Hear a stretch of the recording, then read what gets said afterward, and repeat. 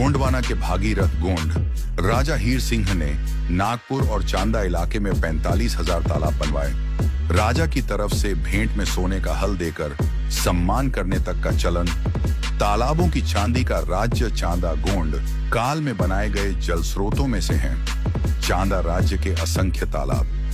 आज के भंडारा जिले में एक अध्ययन के अनुसार 4,10,000 हेक्टेयर जमीन का 78% हिस्सा अकेले इन्हीं तालाबों की दम पर सिंचित होता है। यहाँ कुल 43,381 तालाब आज भी हैं, जिनमें से 238 तालाब 10 हेक्टेयर से भी बड़े हैं। 3,007 तालाब 4 से लेकर 10 हेक्टेयर के, 7,534 तालाब 2 से 4 हेक्टेयर के, 1,32,989 तालाब 1 से 2 हेक्टेयर के और 19,313 तालाब 1 हेक्टेयर से कम के हैं। देवगढ़ व मंडला के गोंड राज्यों की सीमाओं से लगे चांदा राज्य, आज का भंडारा जिला के एक राजा हीर सिंह का फरमान था कि जो व्यक्ति जंगल के किसी टुकड़े को साफ करके आबादी के लायक बनाएगा, उसे उस इलाके के सरदार और जमींदार का खिताब दिया जाएगा। इसी फरमान के अनुसार जो व्यक्ति तालाब का निर्माण करेगा, उसे उसी तालाब से सिंचित जमीन पुरस्कार स्वरूप प्रदान की जाएगी। तालाब बनाने वाले लोगों को राजा की तरफ से भेंट में सोने का हल देकर सम्मान करने तक का चलन था। इन फरमानों के कारण विशाल भूभाग खेती लायक बनाया गया और असंख्य तालाब भी खोदे गए। कहते हैं आज के नागपुर और चांदा इलाके में 45,000 तालाब बने थे।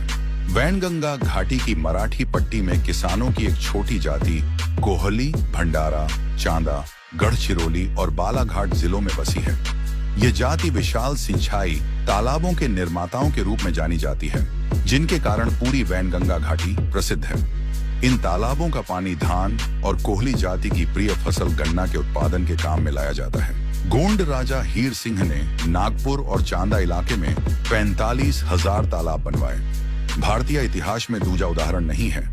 तालाब बनाने वाले लोगों को राजा की तरफ से भेंट में सोने का हल देकर सम्मान करने तक का चलन था।